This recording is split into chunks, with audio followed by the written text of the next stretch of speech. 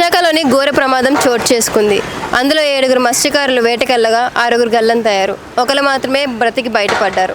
అసలు వాళ్ళ కుటుంబాలతో మాట్లాడి ఏం జరిగింది ఏంటి అనేది మనం తెలుసుకుందాం. తల్లిదండ్రులు ఇంట్లో ఉన్నారు. ఆ అమ్మాయి చూస్తే మనలో లేదు.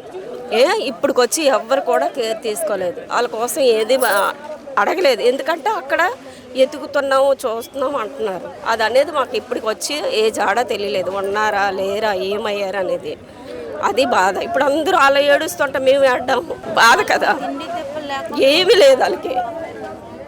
ఎంత బాధ కదా. ఈ బాధతో ఉండడం వల్ల ఇప్పుడు అందరూ చూస్తున్నారు, వెళ్తున్నారు. వాళ్ళకి ఏ హెల్ప్ లేదు. వారికి ఏదైనా హెల్ప్ చేస్తే కదా. ఇంట్లోనే తండ్రి కొడుకు భర్త, ఆ ఓనరు డ్రైవర్ అతనికి వచ్చి ఇప్పుడు అతను ఎక్కడ ఉన్నారో కూడా మాకు తీసుకొచ్చి అప్పచెప్పలేదు.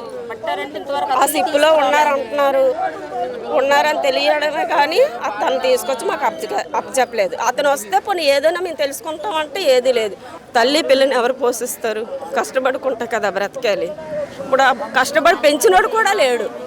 వాళ్ళ పరిస్థితి ఎవరితో చెప్పుకుంటారు? ఇప్పుడు అందరూ ఎవరు కూడా మగదిక్కు అనేది లేదు. ఇప్పుడు మా పిన్నికి ఒక చిన్న అబ్బాయి ఉన్నారు. అబ్బాయి ఒక పిన్ని ఒకరితే, అతను కష్టపడితే తిన్నట్లు లేకుంటే లేనట్లు.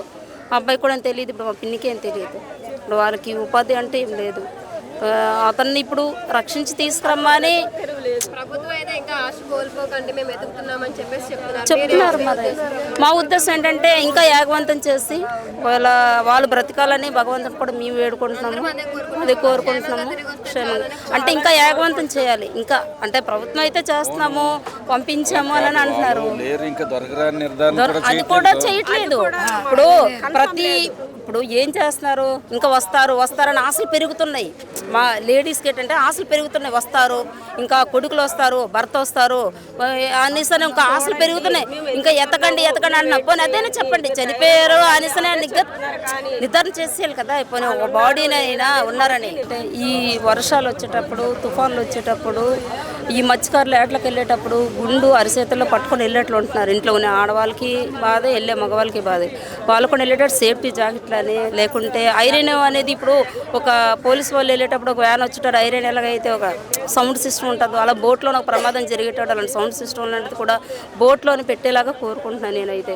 అలాంటివన్నీ కూడా కొంచెం ఉపాధి ఏంటంటే ఎంతమంది ఇప్పుడే కాదు, ఇంతకుముందు నేను 1995లోనే నాకు తెలిసిన వారికి ఆయన కొండ్రస్పాలు ఒక ఊర్లోని 27 మంది చనిపోయారండి.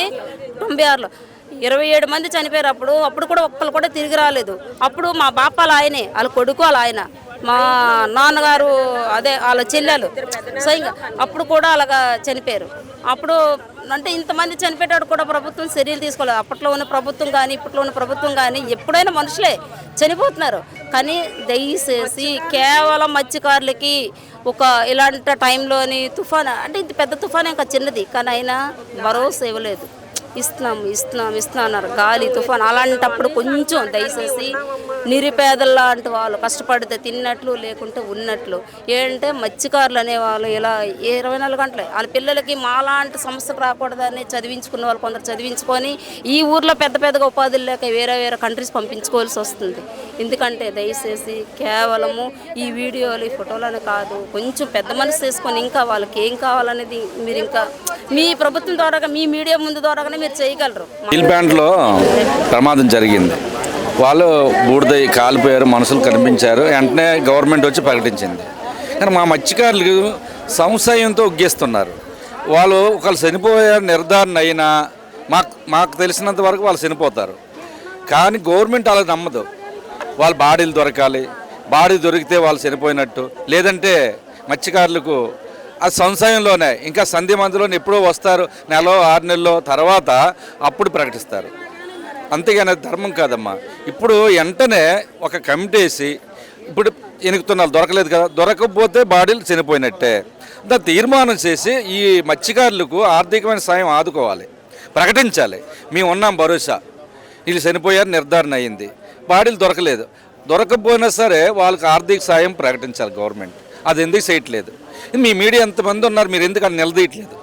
ఇప్పుడు బాడీ దొరికిన వాళ్ళకి వెంటనే సాయం జరుగుతుంది, మాకు దొరకవు. ఎందుకంటే మహాసముద్రంలో ఏ చేపలు తినవచ్చు, లేదంటే అది అక్కడే పోతుంది. అలా బాడీ దొరికితేనే వాడు చనిపోయినట్ట, లేదు బాడీ లేకపోయినా ఇంకా సంశయాలు ఉగ్గేసినట్ట. మరి మత్స్యకారులు ఏమన్నట్టు, వాళ్ళ తల్లిపిల్లలు ఏమన్నట్టు, రోడ్డు మన పడినట్టే కదా. అందుకోసమే మేము కోరుకునేది ఏంటంటే చచ్చిపోయారని నిర్ధారించేటప్పుడు వెంటనే వాళ్ళకి ఆర్థికమైన భరోసా కల్పించాలి. ఆర్థిక సాయాన్ని వాళ్ళు కంపల్సరీగా చేయాలని మీ మీడియా గట్టిగా గవర్నమెంట్ నుంచి అడగాలి. మా తరపున మీరు ఓదించి మత్స్యకారులు చనిపోయారని నిర్ధారణ చేసి వెంటనే వాళ్ళకి ఆర్థిక సాయం ప్రకటించండి అని మీడియా మీరు గవర్నమెంట్ నిలదీయండి మా తరపున. అప్పుడు మా మత్స్యకారులు న్యాయం చేసినారు. మీరు ఎంతమంది వచ్చారు, ఇది ఈ ఒక్క పని చేసి ఇది ఇప్పుడే కాదు, ఈ సంవత్సరం వాళ్ళు ఇంకెంతమంది చనిపోతారో గ్యారంటీ లేదు, మాకు వారంటీ లేదు. ఎందుకంటే గంగలోకి వెళ్ళిన తర్వాత దరికి వచ్చిన దాకా వాళ్ళకి గ్యారంటీ లేదు.